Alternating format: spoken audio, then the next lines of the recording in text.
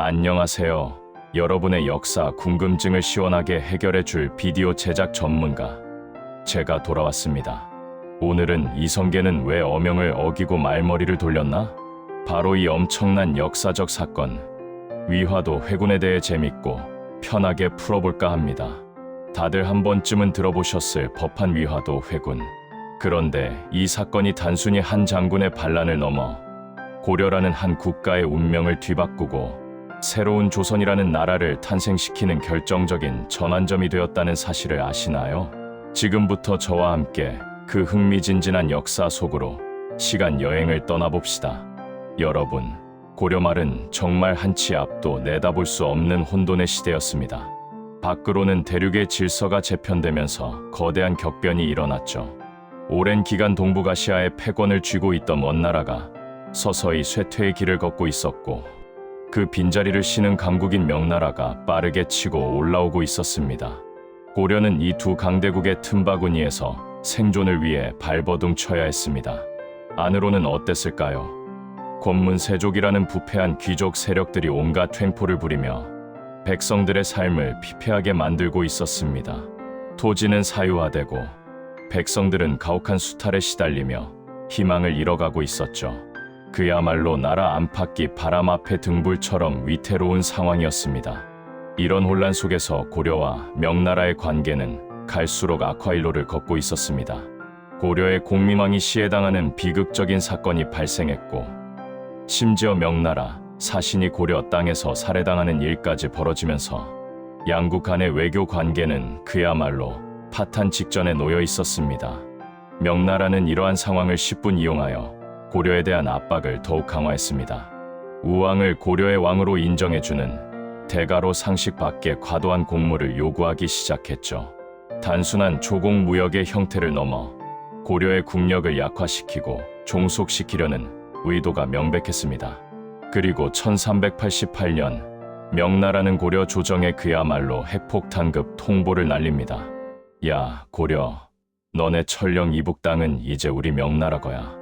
요동도사 관할로 할 거니까 알아서 해. 아니, 이게 무슨 날벼락 같은 소리랍니까? 천령 이북 지역은 고려의 핵심 영토이자 서북방 수비의 요충지였습니다. 이곳을 그저 우리 땅이라고 선포하며 넘기라는 명나라의 요구는 고려의 주권을 정면으로 침해하는 도저히 받아들일 수 없는 것이었습니다. 고려 조정은 당연히 발칵 뒤집어졌습니다. 뭐라고? 감히 우리 땅을 넘봐. 이건 전쟁을 하자는 거 아니야? 이때 고려의 마지막 영웅이라 불리는 최영 장군을 중심으로, 그래, 명나라에 강경하게 대응하자. 요동정벌이다. 명나라를 처부수자는 목소리가 하늘을 찔렀습니다. 오랜 세월 쌓여왔던 명나라에 대한 불만과 분노가 폭발하는 순간이었죠. 당시 우왕은 이 강경한 여론에 힘입어 요동정벌을 전격적으로 결정합니다. 최영을 총사령관 격인 팔도도 통사로 임명하고 이성계를 우군도 통사, 조민수를 좌군도 통사로 임명하여 대규모 군사를 일으켰습니다. 그런데 여기서부터 뭔가 심상치 않은 기류가 흐르기 시작합니다. 바로 우리의 주인공 이성계 장군이 이건 아닌데, 아무리 생각해도 이건 아니야 하며 고개를 젓기 시작한 거죠. 이성계는 요동정벌에 맹렬히 반대했습니다. 그는 단순히 반대만 한 것이 아니라 자신의 반대 의견을 명확하고 논리적으로 설명하며 철회를 주장했습니다. 그가 내세운 4가지 이유, 일명 사불가로는 지금 들어도 너무나 설득력이 있어서 고개가 끄덕여질 정도입니다. 첫째, 작은 나라가 큰 나라를 치는 것은 옳지 않다. 와우, 이 얼마나 현실적인 판단입니까? 당시 명나라는 원나라를 몰아내고 새롭게 대륙의 패자로 떠오른 신흥 강대국이었습니다. 그들의 군사력과 국력은 고려와는 비교할 수 없을 정도로 막강했죠. 이성계는 감정적인 반격보다는 냉철하게 전력을 분석했습니다. 아직 고려가 명나라와 전면전을 벌이기에는 군사력이나 국력이 역부족이라는 것을 정확히 꿰뚫어 본 것입니다. 괜히 호랑이 수염을 건드렸다간 큰 코 다치는 것을 넘어 아예 나라 전체가 위험에 빠질 수 있다고 판단한 거죠. 무턱대고 쳐들어가는 것은 용기가 아니라 무모함에 불과하다는 것을 이성계는 알고 있었습니다. 둘째, 여름철에 군사를 동원하는 것은 불리하다. 여러분, 지금도 농번기 때는 일손이 부족해서 농촌이 난리잖아요. 이때는 오죽했겠어요. 고려 시대는 농업이 국가의 가장 중요한 근간이었습니다. 모든 백성들의 삶이 농사에 달려 있었고 국가의 세금도 대부분 농산물에서 나왔죠. 가장 중요한 모내기와 추수 시기가 다가오는 여름철에 대규모 백성을 전쟁터로 징집한다는 것은 곧 백성들의 생계를 파괴하고 국가 경제를 마비시키는 행위였습니다. 농사지을 사람이 없으면 그 해 수확은 엉망이 될 것이고 결국 백성들은 굶주림에 허덕일 수밖에 없습니다.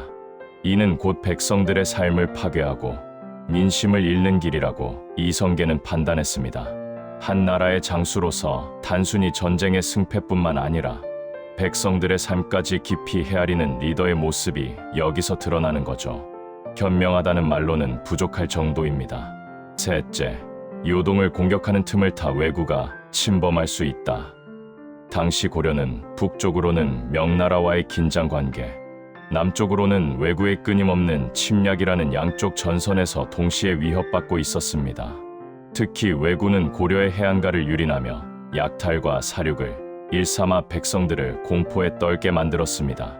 이성계 자신도 왜구를 수없이 물리치며 명성을 쌓은 장군이었기에 왜구의 위협이 얼마나 심각한지 누구보다 잘 알고 있었습니다.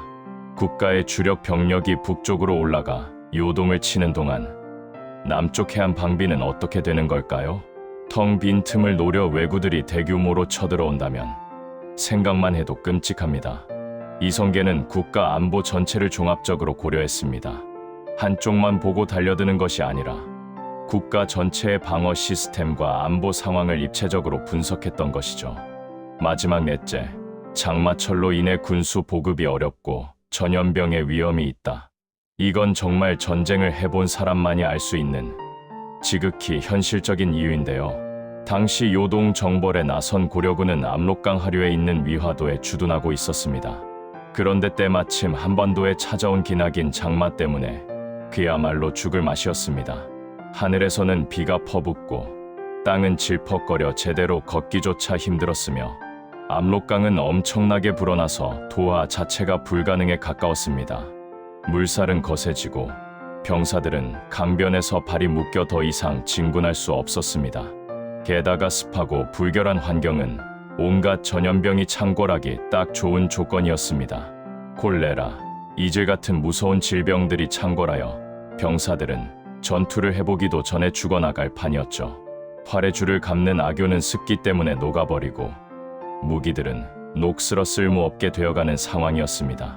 이런 상황에서 어떻게 전쟁을 하라는 말입니까?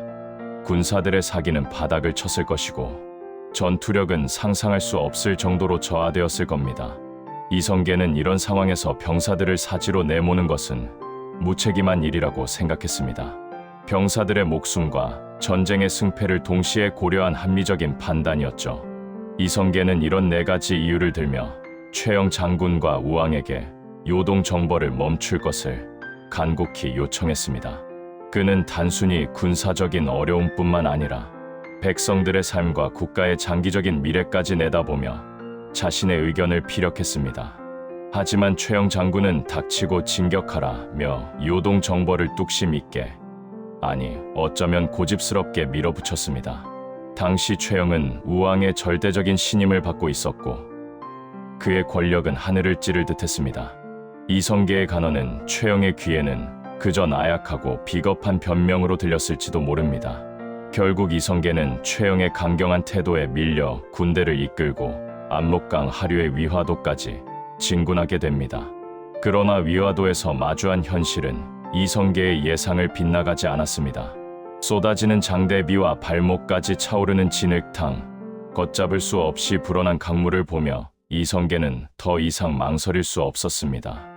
이대로 무모하게 진군하다가는 병사들은 전염병으로 죽고 전쟁에서 패배하여 고려는 망할 것이다. 그리고 그 여파는 백성들에게 고스란히 돌아갈 것이다. 그는 결단을 내립니다. 한치의 망설임도 없는, 그러나 수많은 고민과 번민 끝에 내린 역사적인 결단이었죠. 좌군 도통사 조민수와 심사숙고 끝에 이성계는 전군에게 명합니다. 말머리를 돌려라. 이제 요동이 아니라 고려의 수도 개경으로 향한다. 이 순간 이성계의 말머리가 북쪽 요동이 아닌 남쪽 고려의 수도 개경으로 향하면서 역사는 송두리째 바뀌게 됩니다. 이성계의 군대는 놀라운 속도로 개경을 향해 진격했습니다. 위화도에서 개경까지의 거리를 밤낮 없이 달려 최영이 예상치 못한 시점에 개경에 도달했습니다. 이성계는 반대파의 저항을 무찌르고 개경을 점령했으며 요동 정벌을 강력하게 추진했던 최영을 제거하고 우왕을 강화도로 유배 보냈습니다. 왕의 명령을 어기고 수도를 향해 진군한 이성계의 행동은 명백한 군사 반란, 즉 쿠데타였습니다. 하지만 이성계는 이 반란을 통해 고려의 실질적인 권력을 손에 넣게 됩니다. 그는 고려 말의 혼란을 잠재우고 새로운 질서를 세울 수 있는 유일한 인물로 부상했습니다. 위화도 회군은 단순히 한 장군의 군사 반란을 넘어 고려의 운명을 결정짓는 엄청난 사건이었습니다. 이 사건을 통해 이성계는 고려의 최고 권력자로 등극했고 그를 지지하는 신진 사대부들과 손을 잡고 새로운 나라를 세울 준비를 시작합니다. 정도전, 조준 등 개혁적인 신진 사대부들은 이성계의 강력한 군사적 배경과 자신의 개혁, 사상을 결합하여 새로운 시대를 열고자 했습니다. 그들은 고려의 낡은 제도와 부패한 권문 세족을 타파하고 백성을 위한 새로운 나라를 꿈꿨습니다. 이성계는 그들의 사상적 기반 위에 군사적, 정치적 실력을 더해 조선 건국을 차근차근 준비해 나갔습니다.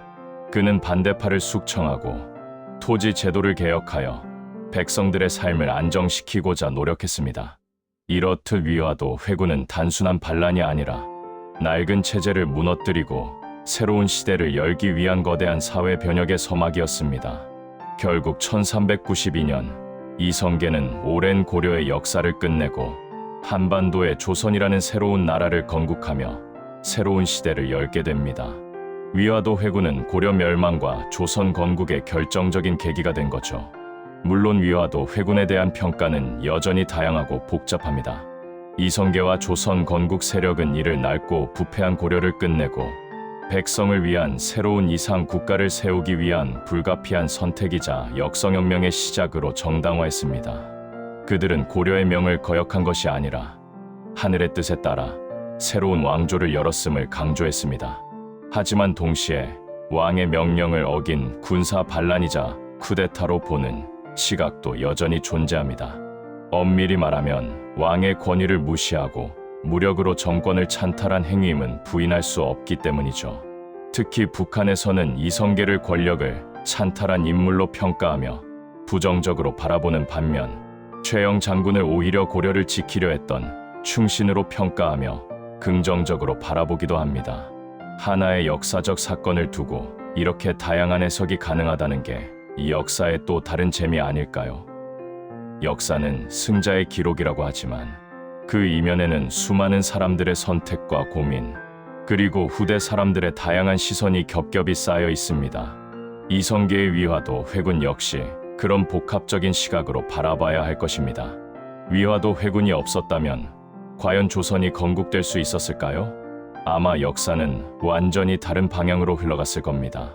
한 장수의 결단이 한 나라의 운명을 바꾸고 새로운 나라를 탄생시키는 결정적인 계기가 되었다는 사실, 정말 놀랍지 않나요? 오늘 내용이 여러분에게 유익하고 재밌으셨기를 바랍니다.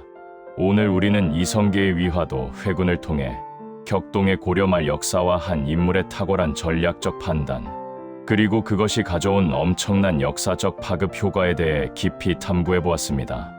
역사는 결코 지루한 과거 이야기가 아니라 현재를 이해하고 미래를 예측하는 데 중요한 통찰력을 제공하는 살아있는 이야기입니다. 다음 시간에는 또 어떤 흥미로운 역사 이야기로 돌아올지 기대해 주세요. 구독과 좋아요, 알림 설정은 저에게 다음 영상을 제작하는 데 큰 힘이 됩니다. 궁금한 점이나 보고 싶은 주제가 있다면 댓글로 남겨주세요. 여러분의 의견 하나하나가 저에게는 소중한 피드백이 됩니다. 다음 영상에서 또 만나요. 안녕.